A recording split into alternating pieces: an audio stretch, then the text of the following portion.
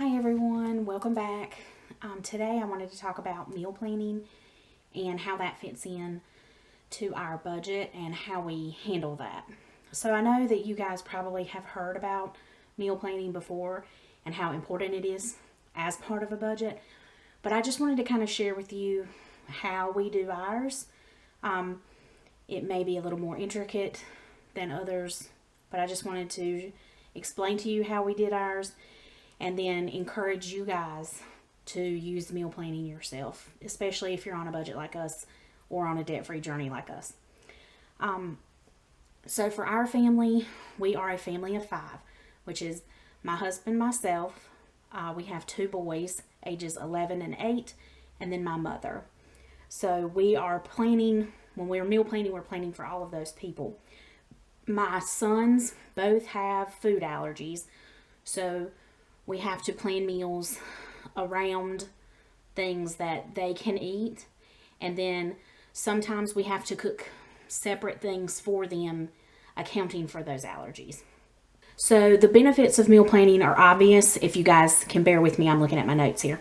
Right now with the coronavirus pandemic, we are not tied down to any activities, but during normal season, when there are other activities going on, meal planning ensures that we know what's going to go on the table. We have a plan, and we know it's not going to be a rush to plan meals because we already have that in place.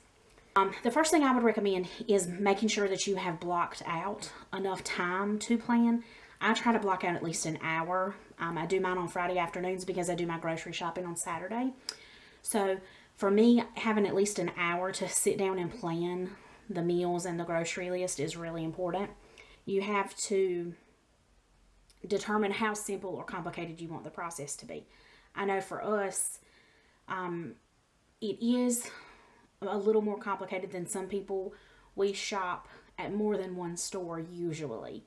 Now right now during the pandemic, we are trying to limit our shopping trips. So we are trying to get as much from one store as we can. And then, of course, there are food shortages.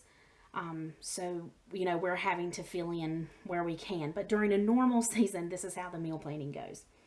The first thing is that we grab the planner, my happy planner, and look at the monthly spread and see what is going on for that week. So if there are doctor's appointments that may interfere with dinner time, or if there are church functions or meetings. Right now the calendar is not as full during this season, but when the calendar goes back to normal, for example, I have a son who is in Cub Scouts, and his Cub Scouts met on Tuesday evenings, and so our meal plan had to plan for him being out, my husband sometimes being out of the house on Tuesday evenings. So those are the nights where you want to do quick, easy meals and meals that don't require a lot of cleanup. You look at the calendar and you say, okay, well, I know that on Tuesday at 3 o'clock, Johnny's got an appointment, so I'm going to be late. I need to plan my meal accordingly. Maybe I can put something in the crock pot that day and have it ready. So I want you guys to look. This is the sheet that I use for meal planning. This is the sheet I use for meal planning. And you can see that I have each day written out, and then below that I will hand write the date. And then below that, like look at Tuesday. This is just or Monday, excuse me. This is an example that I did. You can see I wrote Monday was the 13th, and then below that I wrote 7 p.m. Scouts. And I do that as I'm holding my planner so that I know what will affect the dinners that evening.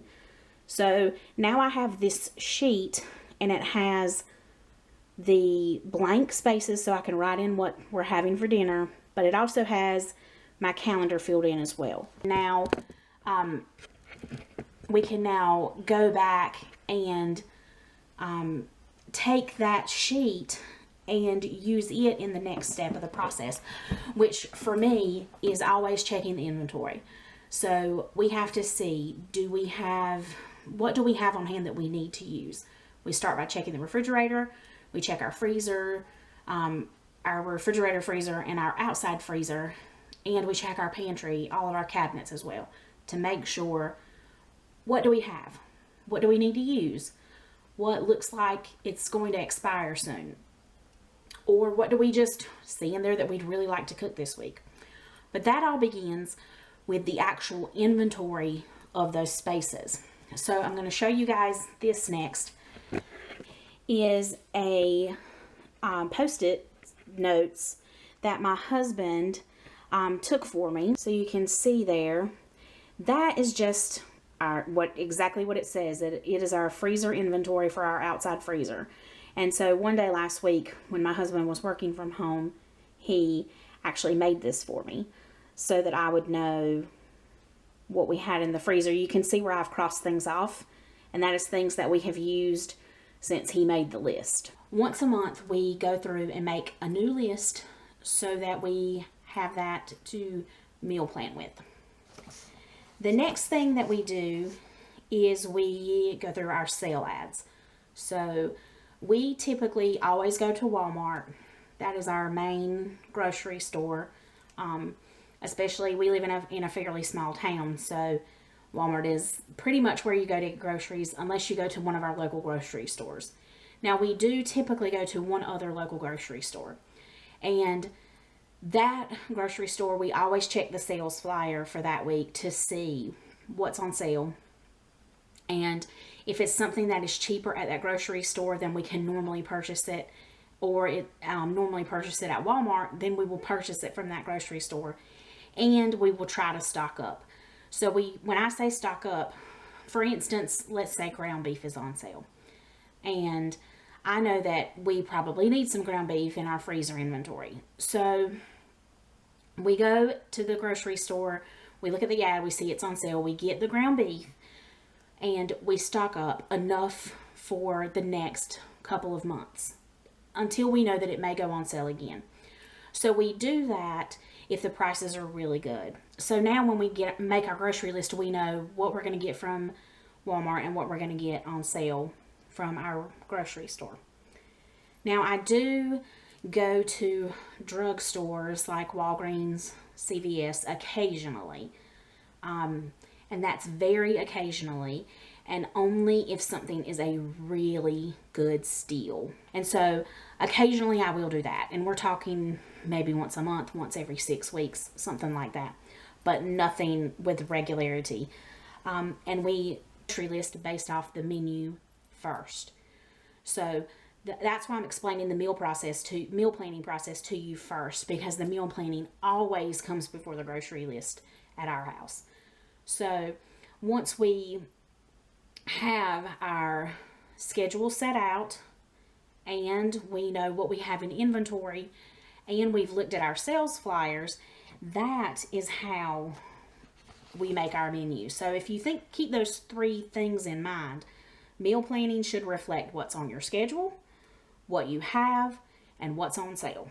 And that is how we save money. But you do not have to complicate this process if you just think of the 3 things that I just mentioned. So what's in my schedule, what I have, and what's on sale. If you think of those 3 things as you're making a menu, as you're making a meal plan, then you will definitely save money, I think. And there are times when you need to change the meal plan, and that's okay. We have done that more than once.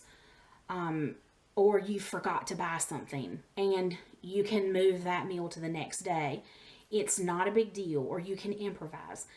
It's not set in stone, and it's not meant to be rigid. It is meant to be a guide to help you know these are the things I need to buy, so that number 1, I'm not overbuying, and number 2, I am buying what I have to buy at the most efficient cost possible. I hope you guys will incorporate regular meal planning into your schedule. I hope that this helps you. And I'm going to link in the description box below a link to the blog article that I have on my blog that is going to explain this a little further. And it's also going to have a template for the meal plan that I use, that I showed you, the menu sheet that I showed you guys. So please, again, check that out in the description box. Now let me say that template is for 2 weeks. So what I do, since I plan for 1 week at a time, is I cut that sheet down the middle and use 1 week at a time. Just wanted to explain that to you before you go and click the template. And thank you guys for watching. Please comment, like, and subscribe, and we'll see you next time.